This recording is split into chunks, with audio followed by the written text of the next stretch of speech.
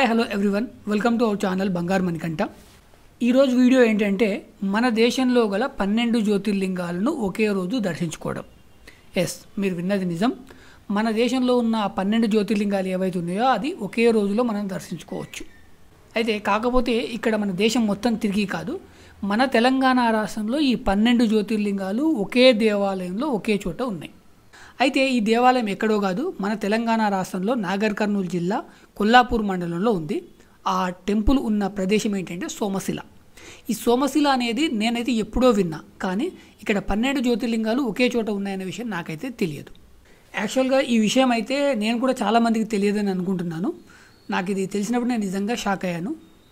టెంపుల్కి వెళ్ళి చూసిన తర్వాత నిజంగా మన ఆ 12 జ్యోతిర్లింగాలు ఎలా అయితే ఉన్నాయో అచ్చం అలాగే ఇక్కడ ఆ 12 లింగాలు ఉన్నాయి.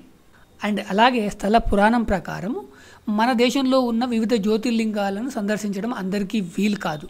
సో అలాంటి వారు ఈ జ్యోతిర్లింగాలను దర్శనం చేసుకున్నట్టయితే ఆ జ్యోతిర్లింగాలను దర్శించుకుంటే ఏదైతే పుణ్యఫలం ఉంటుందో ఆ పుణ్యఫలం దక్కుతుందని ఇక్కడ ఒక స్థల పురాణం అయితే ఉంది.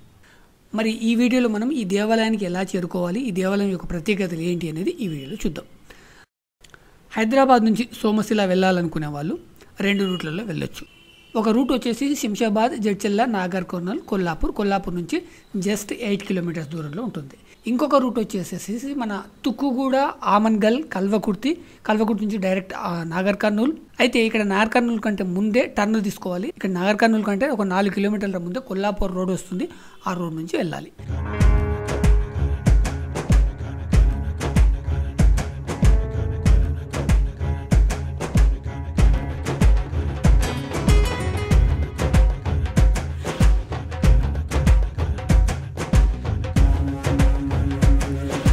సో ఇక్కడ మనకు ముందు కనిపించేది సోమశిల గ్రామం. సో లెఫ్ట్ నుంచి వెళ్తే గుడి వెనక భాగం నుంచి వెళ్తాం, ముందు నుంచి వెళ్తే గుడి ముందు భాగం నుంచి వెళ్తాం. సో ఇది గుడి యొక్క ముఖద్వారం. ఇక్కడ నుంచి మనం లోపలికి వెళ్ళినట్టయితే మనకి టెంపుల్ కనిపిస్తుంది. సో ఇదే ఆ సోమశిల టెంపుల్. సో ఇందులోనే మనకి 12 జ్యోతిర్లింగాలు ఉన్నాయి. లలితాదేవి గుడి ఉంది, ఆంజనేయ స్వామి. అదేవిధంగా మనం ముఖద్వారం నుంచి గుడి దగ్గరికి వచ్చాం కదా, ఆ గుడి దగ్గరికి రాకుండా వెనక్కి వెళ్ళినట్టయితే మనకి కృష్ణానది పుష్కరగట్టు వస్తుంది. అక్కడే గంగాదేవి గుడి ఉంది అండ్ శ్రీరాముల వారి గుడి ఉంది. ఫస్ట్ అయితే మనం ఈ జ్యోతిర్లింగాలతో పాటు ఆంజనేయ స్వామిని, లలితాదేవిని దర్శించుకుందాం. టెంపుల్కి తూర్పు భాగం కాలు కడుకోవడానికి కావాల్సిన నీళ్ళ వసతి అనేది అక్కడ ఉంటుంది.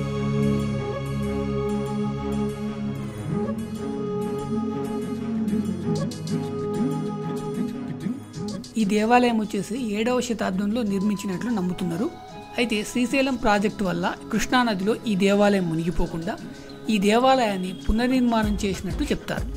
టెంపుల్లోకి మనం ఎంటర్ అవ్వగానే ఎడమ పక్కన మనకు కనిపించే ఫస్ట్ శివలింగం వచ్చేసేసి శ్రీ త్రయంబకేశ్వర జ్యోతిర్లింగం.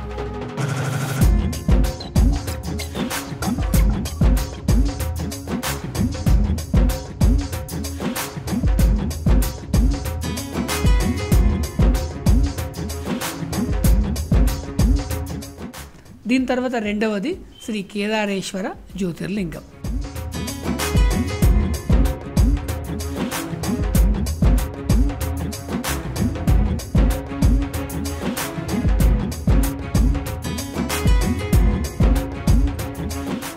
నెక్స్ట్ 3వ జ్యోతిర్లింగం శ్రీ మల్లికార్జున జ్యోతిర్లింగం.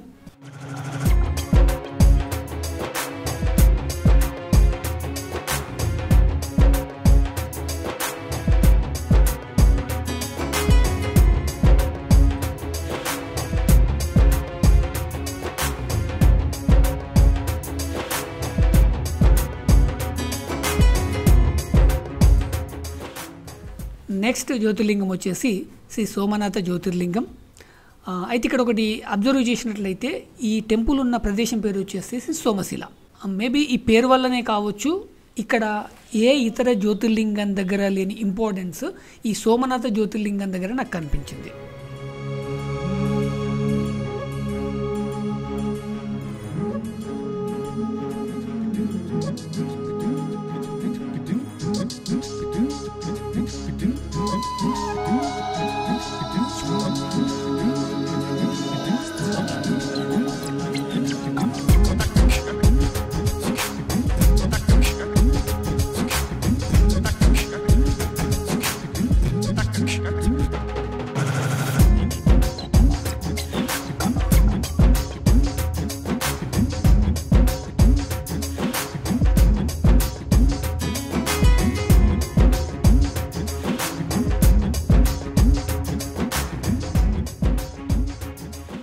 ఇక్కడ పంతులు గారితో మాట్లాడడం జరిగింది. ఆయన మాట్లాడిన వీడియో నేను వీడియో ఎండింగ్లో యాడ్ చేశాను.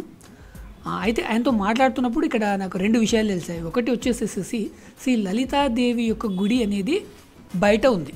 సో ఈ జ్యోతిర్లింగాల మధ్యలో కానీ జ్యోతిర్లింగాలకి ఆనుకొని కానీ లేదు.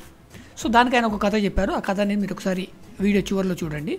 అదేవిధంగా ఇక్కడ మీరు అబ్జర్వ్ చేసినట్టయితే ఇక్కడ పైన చూడండి చేతి గుర్తులు ఉన్నాయి.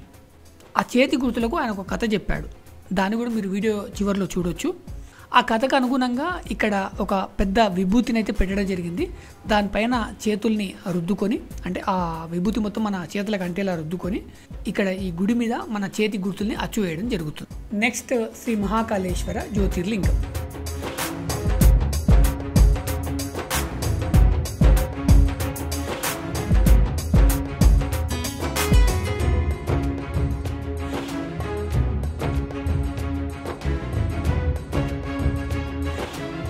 నెక్స్ట్ శ్రీ ఓంకారేశ్వర జ్యోతిర్లింగం.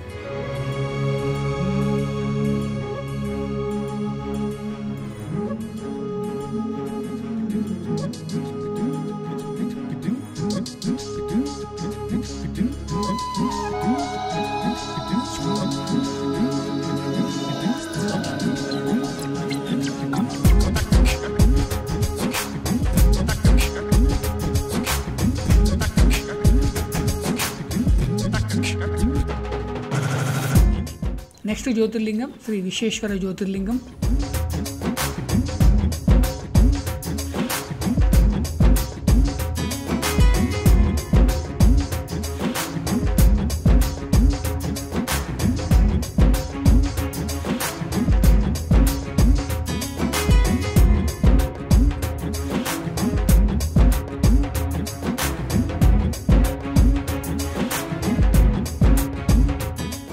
తర్వాతి జ్యోతిర్లింగం శ్రీ నాగేశ్వర జ్యోతిర్లింగం.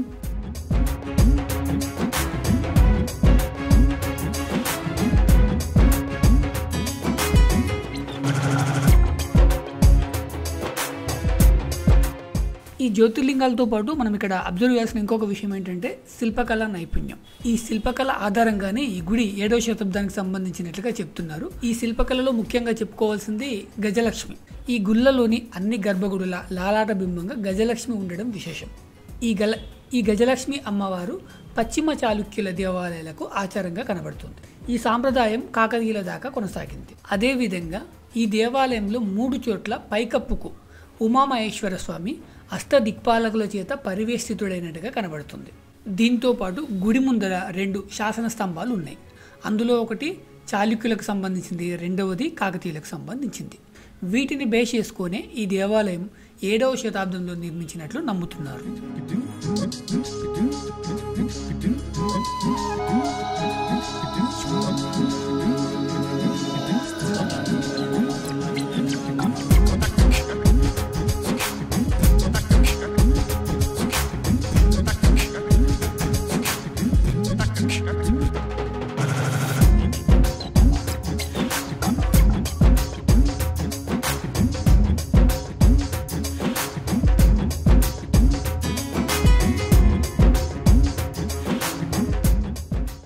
ఈ గుడి పడమటి ద్వారానికి ఎదురుగా ఆంజనేయ స్వామి విగ్రహం ఉంటుంది. ఇది గుడి యొక్క మధ్యలో ఉంటుంది. అంటే ఈ గుడి యొక్క పడమటి ద్వారం గుండా మనము ఎంట్రీ ఇచ్చినట్టయితే మనకు ఎదురుగా ఆంజనేయ స్వామి విగ్రహం అనేది ఉంటుంది. ఈ విగ్రహం అనేది గుడి యొక్క మధ్య భాగంలో ఉంది. నెక్స్ట్ మనం దర్శనం చేసుకోవాల్సింది శ్రీ రామలింగేశ్వర జ్యోతిర్లింగం.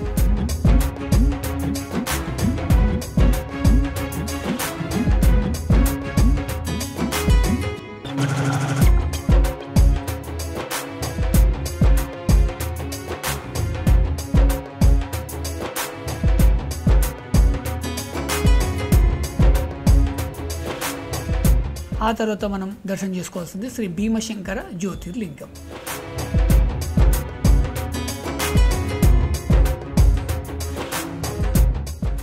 నెక్స్ట్ జ్యోతిర్లింగం శ్రీ కృష్ణేశ్వర జ్యోతిర్లింగం.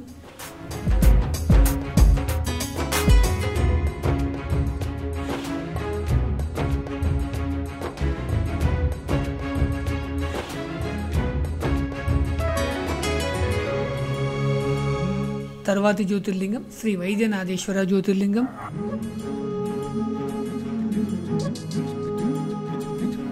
అలాగే శ్రీ లలితాదేవి అమ్మవారు,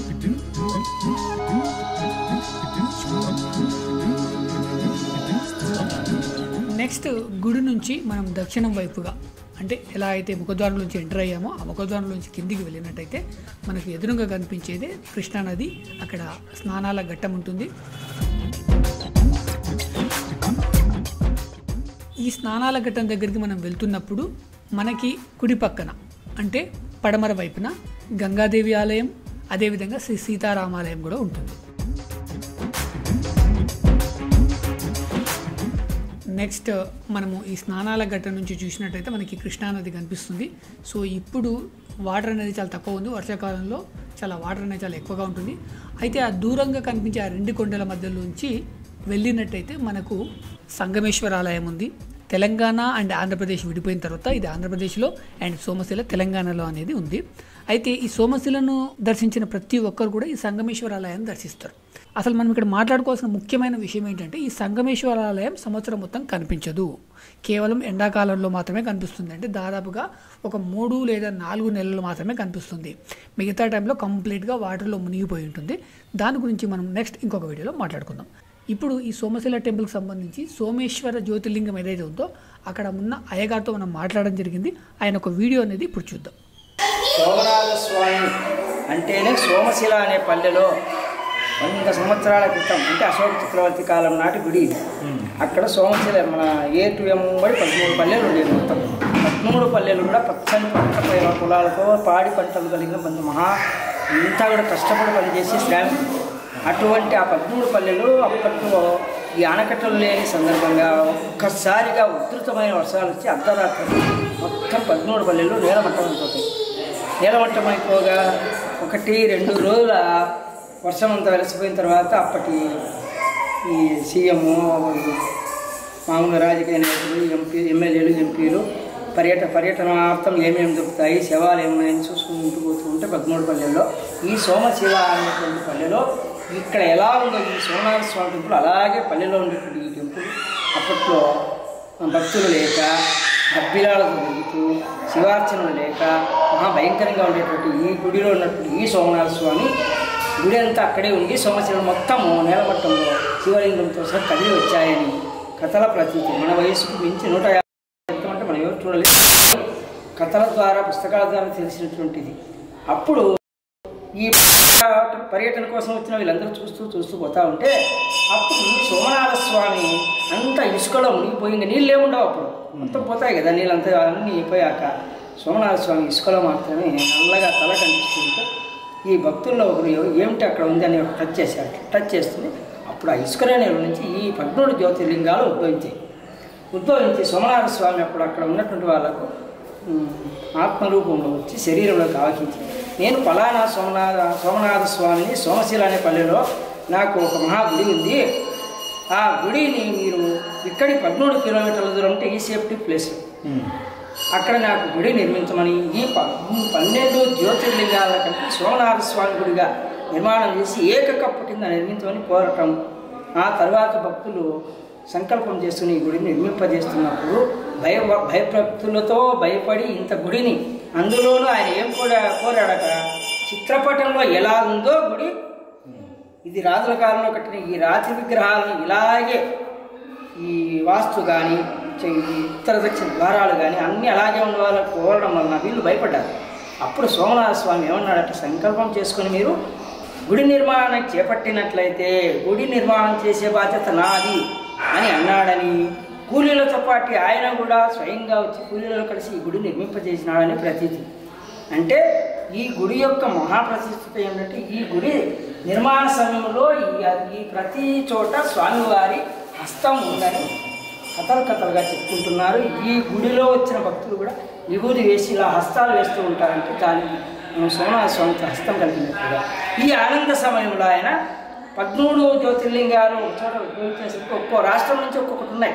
పేద భక్తులు పోలేని వాళ్ళు ఇక్కడే కాశీ విశ్వనాథం నుంచి త్రయంబకేశ్వరులకు 12 జ్యోతిర్లింగాలను దర్శించవచ్చు. ఆ ఆనందంలో ఆయన భార్యను మర్చిపోయాడు. పాపం మహాత్ముడు లలితాదేవిని మర్చిపోయాడు. అందుకే ఈ గుడి ప్రాంగణంలో లోపల ఎక్కడా కూడా లలితాదేవి గుడి లేదు. ఆమె అడగటము తర్వాత సోమనాథ స్వామి అలకను మార్చడానికి ఆమెకు వరం ఇచ్చాడు. ఆ వరం ఇచ్చిన తర్వాతనే ఆమె శాంతించి గుడి బయట ఆమె నిర్మాణం గుడి బయట అమ్మవారు ఉంటుంది. లోపలికి వచ్చే భక్తులు స్వామిని దర్శించి అమ్మవారిని దర్శించిన తర్వాతనే స్వామి వారి కోరికలు నెరవేరేలాగా వరం ఇచ్చాడు. అంటే ఇక్కడ పూజ చేసిన ప్రతి ఒక్కరు అమ్మవారికి పసుపు కుంకుమ ఇచ్చి వరాలను రిపీట్ చేస్తే వరాలు నెరవేరుతాయని చాలామంది భక్తులు చెప్తున్నటువంటి కథ. ఇది శ్రీ సోమనాథేశ్వర స్వామి ఆలయ ప్రాశస్త్యం.